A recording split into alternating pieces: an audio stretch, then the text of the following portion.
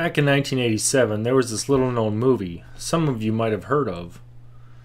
During this movie, there was a short recurring phrase, "I'd buy that for $1." I'd buy that for $1.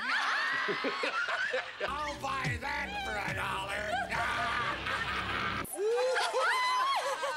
I'd buy that for $1. Around the same time, there was another classic movie about a game show to the death that was equally entertaining. What do these two movies have in common? Not much under direct comparison. However, if you look at them together, you get a classic Super Nintendo game, 1992's Super Smash TV.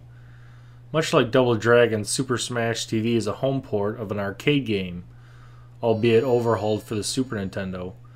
The basic premise is still the same, and much like the Running Man, you're the contestant in a game show where you collect cash and prizes, while avoiding total annihilation. You get a short story prologue, which is basically the same as in the Running Man, where you're in some kind of dystopian future society where people do nothing but watch people get killed on TV, and that's the whole story of the game. The arcade controls are still present, allowing you to fire in all 8 directions. The gameplay is pretty much a blatant upgrade from Robotron 2084, and instead of enemies exploding into a firework of pixels, here they blow up in a small, compact splash of blood. Subtle, yet satisfying. I love the opening jingle by Acclaim. It's almost like a jingle triggering instant reviewer nostalgia. Much like the opening Neo Geo jingle, but that one was like walking into an arcade and having your ma ringing the dinner bell. The game plays in a top-down perspective. From this angle, you run around and attempt to wipe out anything moving using a small arsenal of weapons. These include the rocket launcher, spread cannon, the proton pack, as my friend and I used to call it, and the arcing... Actually, I still don't know what this thing is. I think they're airborne death charges or something. The best part of the game, for me, are the prizes. Cash, stereos, VCRs, you can tell it was the early 90s, cars, trips, and all sorts of funny things. There are other collectibles too, like extra lives, sonic shields, insta-bingo, rotating yellow spinner shields, and the keys, oh the keys. These keys randomly appear at various times during gameplay. If you collect 10 of them by the 3rd round of gameplay and know which route to take, you can enter the Pleasure Palace with a shitload of money and other goodies.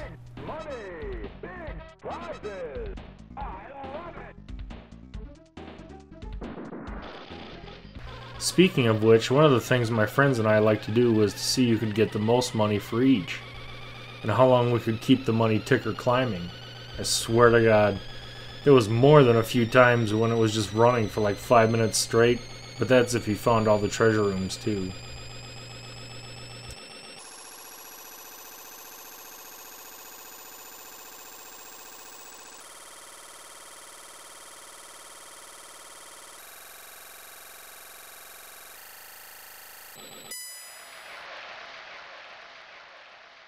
Speaking of which, let's talk about some other stuff for a minute.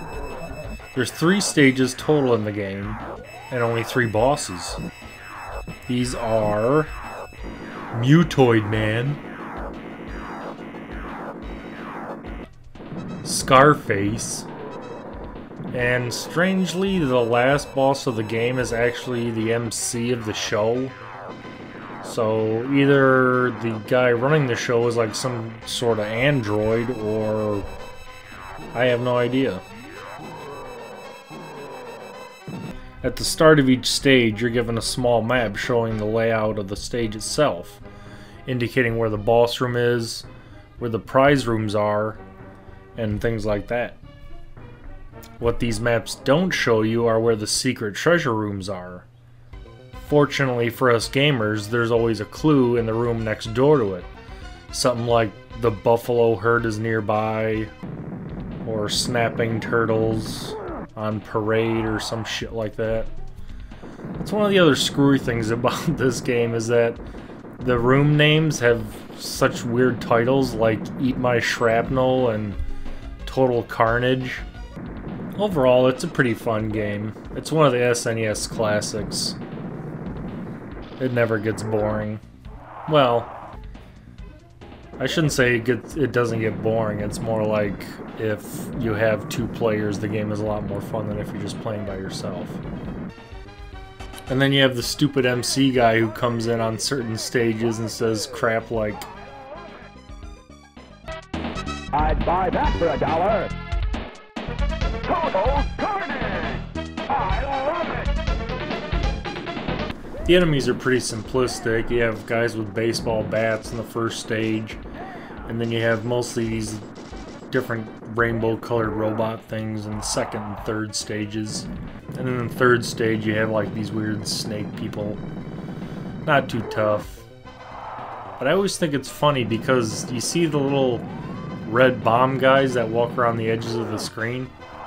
I always thought they were like a reference to Revolutionary War British soldiers or something because of the red outfit and the white stripes on them, but I don't know, maybe that's just me being silly.